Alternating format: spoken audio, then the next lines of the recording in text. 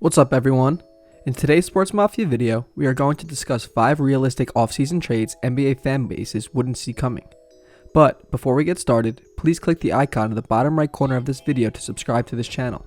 Once you've subscribed, please comment "I subscribed," and we promise we will personally reply to your comment. Thank you, and let's get started. First up is Terry Rozier to Minnesota. The Timberwolves received Terry Rozier, and the Hornets received James Johnson and Jarrett Culver. Minnesota's roster reshaping includes no guarantee for a happy ending, but credit this club for finding talent where it can. Even if there are obvious defensive question marks about the Karl-Anthony Towns and D'Angelo Russell pairing, their offensive potential is enormous. The group only grows harder to handle on that end if Malik Beasley stays put in restricted free agency.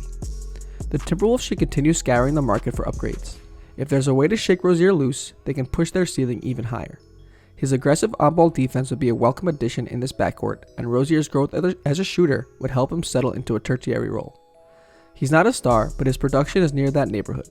Tack on whichever prospect Minnesota adds at or near the top of the 2020 draft, and this roster could intrigue in a hurry. For the Hornets, this is about the acceptance that Rozier and Devontae Graham aren't long-term backcourt fits together, and the chance to buy low on a recent top 10 pick. Next up is Zach LaVine to Orlando.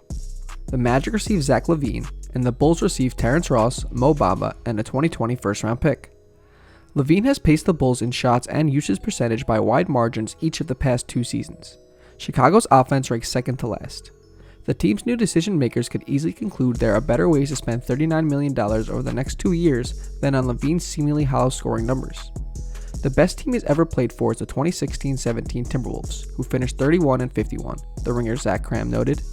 He has a 105 and 248 career record in games he's played, the equivalent of a 24-win season, and even in games in which he scored 30-plus points, his teams have a losing record. If the Bulls determine they're better off without LaVine, they'll need to find a squad so starved for scoring that it's willing to overlook his weaknesses. The Magic kicked the tires on 30-year-old inside-the-arc specialist DeMar DeRozan earlier this season. If anyone can lock in on LaVine's glowing points-per-game marks, this is the team. Next up is John Collins to Golden State. The Warriors received John Collins and Kevin Huerter, and the Hawks received Kevon Looney, Jordan Poole, a 2020 first-round pick, and a 2021 second-round pick. Uniquely positioned as a draft lottery participant with realistic championship hopes for next season, the Warriors might need more of an immediate contribution than even the best prospects in this draft can provide. That's why, as president of basketball operations Bob Myers told NBC Sports Bay Area's Monty Poole, the club will consider trading its top pick away. That should get Atlanta's attention. The Hawks are still in the asset accumulation phase of their rebuild, and they need as many high upside players around Trae Young as possible. They also have an instant impact near star in Collins, whom they're reportedly hesitant about giving significant money to. Collins' pick and roll finishing and budding floor spacing would be even better weaponized on the Warriors, where he would play off Steph Curry, Klay Thompson, and Draymond Green. Huerter, a 6'7" sniper who reminds more than a few of Thompson, could give Golden State needed depth for its next postseason venture. Next up is Victor Oladipo to Phoenix. The Suns received Victor Oladipo, and the Pacers received Ricky Rubio, Mikal Bridges, and a 2020 first-round pick. Barring a miraculous run in the Magic Kingdom, the Suns will be looking at a 10th straight season without the playoffs and second since Devin Booker said he was done being left out of the postseason. Phoenix can't afford to live in the moment, especially since Booker's buddy Karl-Anthony Towns and D'Angelo Russell have already joined forces in Minnesota and might be in his ear about all the Gopher State has to offer. The Suns should aggressively seek out every opportunity for an impact addition. They might find what they're looking for in the Circle City, where Oladipo and the Pacers haven't discussed an extension since talks fizzled before the season. Back then, a 4-year, $80 million offer was mentioned, and things unsurprisingly fell apart from there.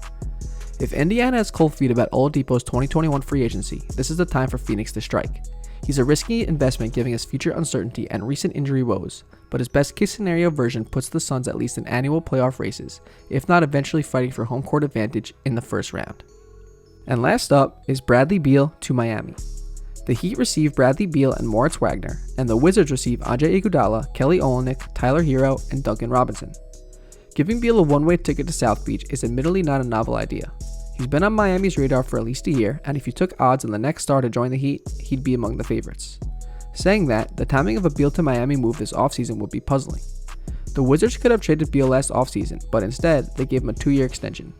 They have no interest in moving him and still believe he and John Wall could be a top-tier backcourt. The Heat, meanwhile, are focused on keeping their financial picture clean for 2021. But why couldn't this go down sooner than later? Beal played at the top of his game this season, and Washington never sniffed 500.